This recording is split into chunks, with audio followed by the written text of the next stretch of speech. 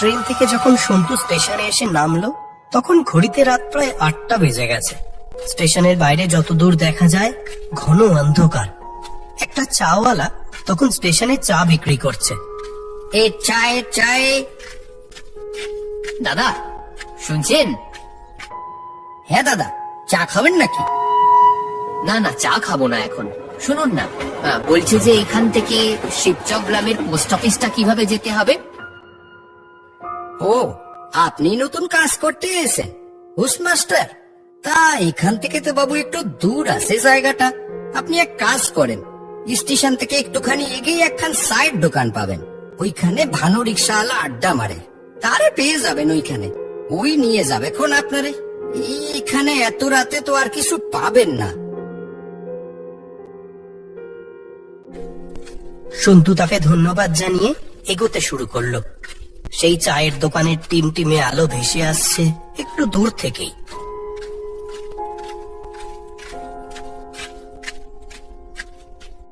এখানে ভানু আছে? হ্যাঁ বাবু, কোন? আমি ভানু রিক্সাওয়ালা। আমি শিবচক গ্রামের পোস্ট অফিসে নতুন পোস্টমাস্টার। হৃদয় বাবু ওনার একটা বাড়িতে একখানে আমার থাকার ব্যবস্থা করেছিলেন। ও, আপনি নতুন পোস্টমাস্টার? বুঝতে পেরেছি আপনি কোন বাড়ির কথা বলতেছেন। চলেন, আমি নিয়ে যাই আপনারে। বাবু, আপনি এত দূর থেকে এসেছেন, একটু চা খেয়ে যান না? না, তুই জানিস না একই এত রাত হয়ে গেছে। বাবু, এখন চলেন, আপনি অন্যদিন আইসেন খন।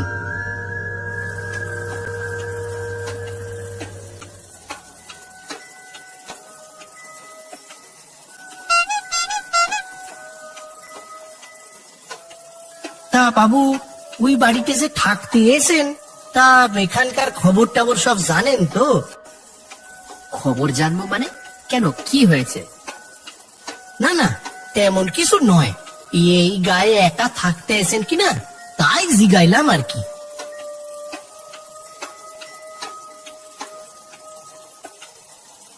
নিন বাবু, আয়সা পড়ছি। ওই তো পাশু আছে, ও আপনারে আপনার ঘর দেখায় দিবে। সন্তু বাবু, আসেন আসেন, চলেন ঘরে চলেন। এই যে এইটা হলো আপনার ঘর, পাশে ওই যে রান্নাঘর আছে। মুনির মা আপনার জন্য আজকের রান্না করে রেখে গেছে। আপনার তো আসতে একটু দেরি হলো।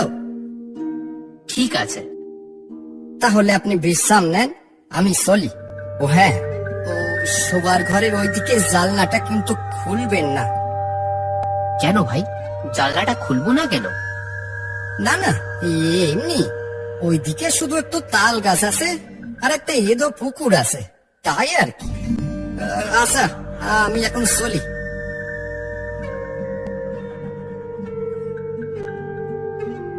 সন্তুর মনে মনে একটু সন্দেহ হতে থাকে। রিক্সাওয়ালাটাও জিজ্ঞেস করলো সবকিছু জেনে আসার কথা, আর এখন পাঁচুর গলায়ও কেমন কিছু একটা যেন লুকানোর সুর। জানলাটা খুলি তো, যা হবে দেখা যাবে। জানলাটা খুলতেই হঠাৎ করে একরাশ ঠান্ডা বাতাস এসে ঢুকলো ঘরে। জানলার বাইরে দিয়ে দেখা গেল তালবন আর একটা কুকুর। জানলাটা বন্ধ করে এসে শুয়ে পড়ল সন্তু, আর ক্লান্ত শরীরে কিছুক্ষণের মধ্যেই গভীর ঘুমে ঢলে পড়ল। তখন মাঝরাত। হঠাৎ কোথা থেকে আসা এক মহিলার কান্নার শব্দে ঘুমটা ভেঙে গেল তার। এত রাতে কান্নার শব্দ? শব্দটা তো জানলার দিক থেকে আসছে বলে মনে হচ্ছে না।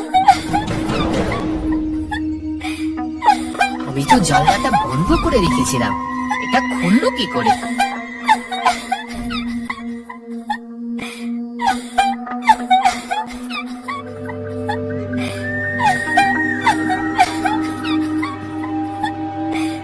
আপনি কে? দাঁড়ান, এত রাতে ওদিকে আপনি কোথায় যাচ্ছেন? কোনো উত্তর এলো না। সন্তু ঘর থেকে বেরিয়ে এসে ওই মহিলার পিছু নিল। এই যে শুনুন, কোথায় যাচ্ছেন ওদিকে?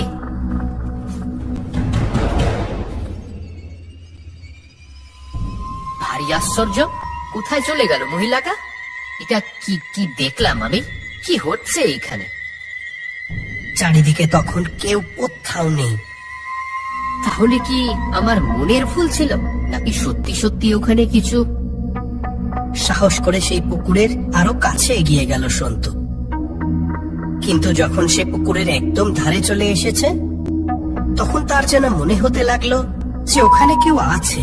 শুধু তাই না, আশেপাশে যেন কোনো রহস্যময় কিছুর অনুভব করতে পারছিল সে। সন্তু বুঝতে পারলো আর এক মুহূর্তও তার এখানে থাকা ঠিক নয়। তাড়াতাড়ি সেখান থেকে সে ফিরে চলল। কি দেখলাম আমি ওখানে? গ্রামের নিশ্চয়ই কেউ এই ব্যাপারটা সম্পর্কে জানে, আর পাঁচু বা ওই রিক্সাওয়ালা ওরাও নিশ্চয়ই জানে যে এখানে কিছু একটা রহস্য লুকিয়ে আছে। পরের দিন সকালবেলা শিবচক গ্রামটার আশপাশটা একটু ঘুরে দেখতে বেরিয়েছিল সন্তু। হঠাৎ সে দেখতে পায় একটু দূরে পাঁচু একটা পুকুর ঘাটে বসে মাছ ধরছে। পাঁচু, আরে সন্তু বাবু, আসেন আসেন, বসেন বসেন, এইখানে বসেন। তা কাল রাতে কোনো অসুবিধা হয়নি তো? তোমাকে একটা কথা বলার ছিল। হ্যাঁ বলেন না, কি কথা বলবেন? ওই বাড়ির পিছনের দিকের ওই পুকুরটায় কি রহস্য লুকিয়ে আছে, বলো আমায়। আপনি ওই জানলাটা খুলছিলেন বাবু? আপনাকে তো বারণ করেছিলাম। হ্যাঁ খুলেছিলাম। মাঝরাতে হঠাৎ ওখানে একজন সাদা শাড়ি পরা মহিলাকে দেখতে পেলাম, কিন্তু কাছে যেতেই যেন সে অদৃশ্য হয়ে যায়। আপনি করেছেন কি বাবু? এইবারও আপনারে আর ছাড়বে না। আমাকে আর ছাড়বে না মানে? খেয়েও আর হয়েছেটা কি, খুলে বলো আমায়। তবে শুনুন, ও পূব গায়ের বাপ মরা মেয়ে কমলা, এই গায়ে বিয়ে হয়েছিল ওর। ওর বিয়ের কিছুদিন পর ওর মাও মারা যায়। বিয়ের পর নাকি সে একটু সুখে থাকেনি। সৌরবাড়ির লোকজন ওর সাথে খুব অত্যাচার করত। তবে হঠাৎ একদিন শোনা যায় সে নাকি ওই পুকুরে জলে ডুবে আত্মহত্যা করেছে। আর তারপর থেকে ওই পুকুর পাড়ে ভূতের উপদ্রব শুরু হয়। অনেকেই নাকি কমলারে রাতের বেলা ওই পুকুর পাড়ে বসে থাকতে দেখেছে। তখন থেকে ওই পুকুরে কাছে পিঠে আর কেউ যায় না বাবু। আর কমলার সৌর বাড়ির লোকজন তো সব সেই কত আগে চলে গেছে এই গ্রাম ছেড়ে।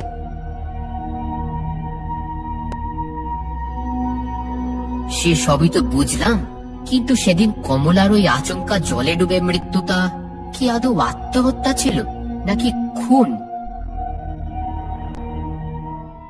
এমন সময় হঠাৎ সেই কান্নার আওয়াজ আর সাথে নুপুরের শব্দ ভেসে এলো।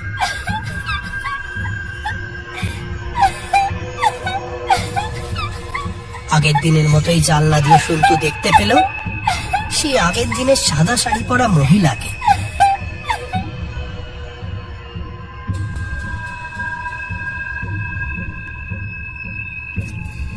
শুনুন, আপনার কি হয়েছে?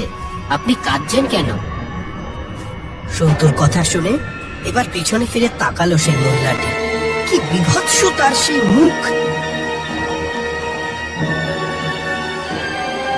তুই আবার এখানে এসেছিস? মরতে চাস? আমি আপনার কথা শুনেছি। আপনি এখানে জলে ডুবে আত্মহত্যা করেছিলেন। আত্মহত্যা? আমার স্বামীর ঘরের লোকেরা আমাকে এই পুকুরের জলে ডুবিয়ে মেরে ফেলেছে। কেন? না শুধুমাত্র আমার মা তাদের দাবি মতো পণ দিতে পারেনি বলে? আমার অতৃপ্ত আত্মা আজও মুক্তি পায়নি। ওদের চরম শাস্তি দিতে না পারলে আমার এখান থেকে মুক্তি নেই, নেই মুক্তি। আমি আপনাকে কথা দিচ্ছি, ওদের যথাযথ শাস্তির জন্য সব রকম ব্যবস্থা আমি করব, আর আপনার মৃতদেহ সৎকারের সব ব্যবস্থাও আমি করব। সেই মেয়েটি এবার করুণ চোখে সন্তুর দিকে তাকালো।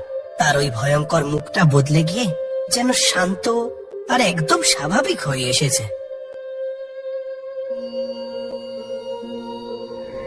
তারপর ধীরে ধীরে সে যেন কোথায় মিলিয়ে গেল। পরের দিন সকালে অনেক গ্রামবাসী জড়ো হলো সেই পুকুর পাড়ে। সন্তুর কথা মতো একজন সেই পুকুরের জলে নেমে কিছু কঙ্কাল তুলে আনলো। এই তাহলে সেই হতভাগিনী কমলার কঙ্কাল। বেচারি মরেও একটু শান্তি পেল না গো। সেই দিন বিকেলে গ্রামের শ্মশানে চিতা জ্বালিয়ে দাহ করা হলো কমলার দেহ। আর গ্রামবাসীরা পরের দিন সবাই মিলে শাস্তি দিল কমলার স্বামীকে।